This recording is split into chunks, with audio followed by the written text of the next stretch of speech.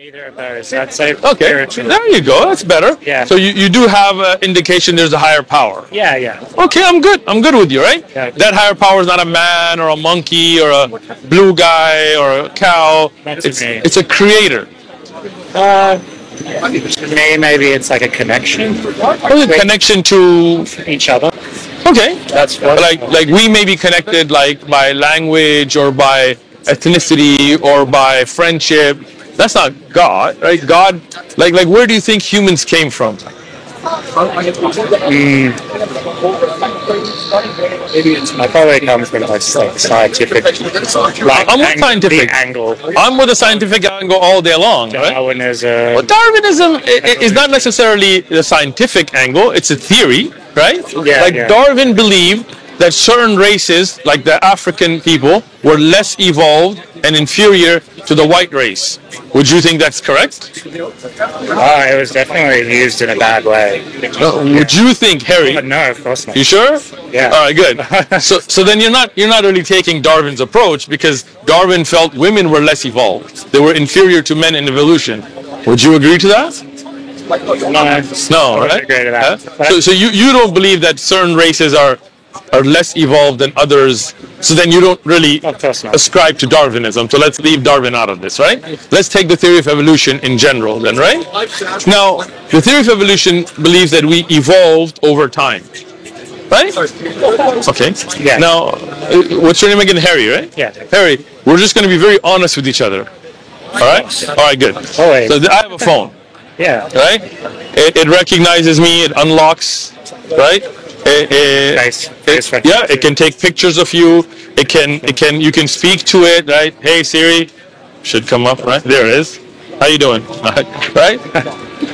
Would you believe me if I told you that this one, I'm not talking about just this particular iPhone in my hand, evolved over billions of years? It was a grain of sand, and then it evolved into a clump of sand, and then it evolved into a brick, and then that brick, out of necessity to survive, it started moving somehow. It just evolved. It's a good theory, right? I'm not done yet, right? And then maybe, and then probably not though. Probably not, right? And then that brick, we're not even done it yet. It developed cameras, right? It developed back cameras at first, but then you couldn't take selfies with it, so it developed a front camera by itself, no engineers, no redesign, no factory, nothing. And then over billions of years, it developed a power button, and it developed Siri by itself, and intelligence, and it started taking pictures at command by itself. Would you really believe me, Harry? Be honest. It's hard to compare a phone and a human. I didn't compare anybody. I'm sorry. You jumped ahead. I jumped ahead. You did. My question to you isn't about human evolution. My question is only, would you believe me that this phone evolved by itself? Oh, no. You would not? Of course not. Of course not. Well, why not? Because it was created by humans. How do you know that? What, the iPhone? Yeah. You're stating... I know you think it was, but you're stating it as a fact. But I'm just asking, how do you know? Did you ever see anybody create it? You were told that. I told that. Yeah, I get that, I don't right? think I've been to the factory. You've never been to the factory. You definitely weren't there when Steve Jobs was sitting and meddling with it, or the engineers and who they were. We don't know any of that, right? Yeah. So that means we don't really know. Right? We're just taking somebody's word for it. Somebody said Steve Jobs invented the iPhone, and then a child labor factory in China made it, and then they made another one, and they made another one, and we're just kind of taking their word for it, even though we've never seen it. But why would it make no sense if I was to say, no, that's all cap, in reality this evolved, is because it has design, right? It makes sense if somebody programmed it. Right? Because how did it just recognize my face and not yours? Right? How does it take a picture? Where did the lens come from? It doesn't make sense that the lenses came by themselves. So when somebody told you, hey, there was a designer who designed it and it made sense, and you believed it, even though you didn't see it. Right? What's more complex? Now we get to the question, right? You or the phone? Oh, definitely has. Right? So isn't it funny that would make no sense that a phone evolves by itself, but the human evolved by himself? Like, how did we as a species get 2 eyes, not 3? Like, who made that decision? Did we have like a big meeting and we all said, hey guys, I think 2 is a good number?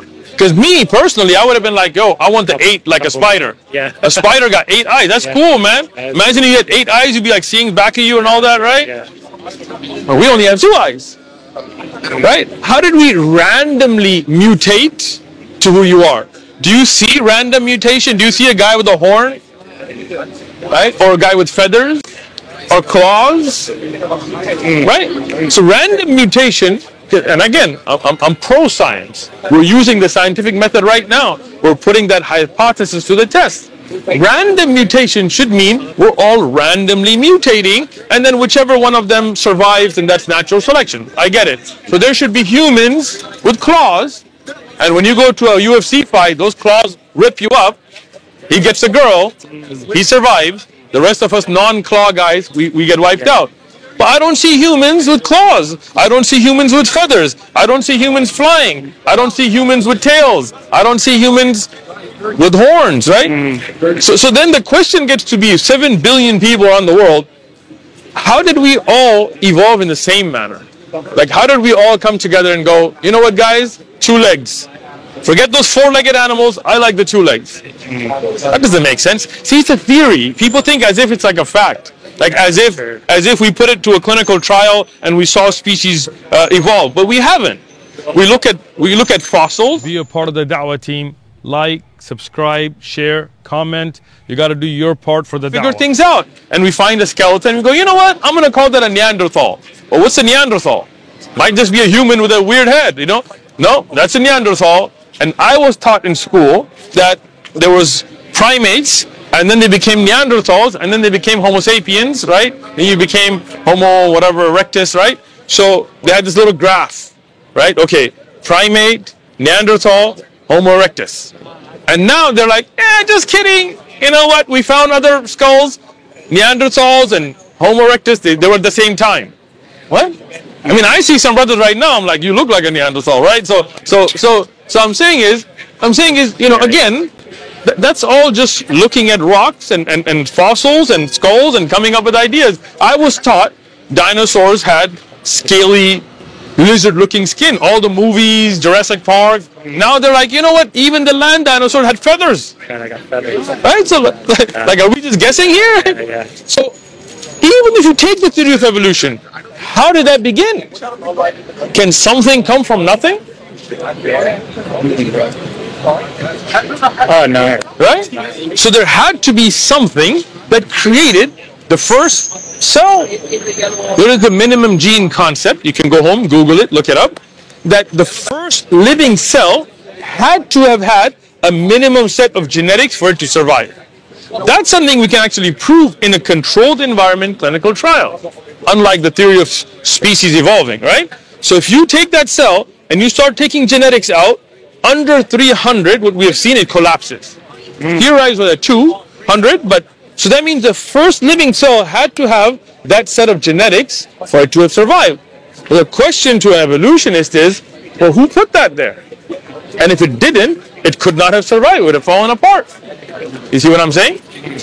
So that means that first living cell had to have had that minimum set of genetics. So we believe as Muslims that there is a creator who created us. We don't say it's a man. We don't say it's a blue guy with a red tongue or all this weirdness. No, it's a creator above. Laysa kamithlihi shay. There is nothing even comparable to him. He is the greatest. We don't make a human image or any other kind of image out of him. Whatever he told us about himself in the scriptures, we believe in it. That's it, right? Doesn't that make sense, Harry? Yeah, I like it. I like it. Makes sense, right? I like it. All right, now I gotta run. I got a class starting. Go take a class, take the Quran, read. Thanks for the chat. But just remember, pray to that one creator to guide you. Want me to meet you? Thank you so much, Harry. Bye. Have a great day. You Be too. a part of the Dawah team. Like, subscribe, share, comment. You got to do your part.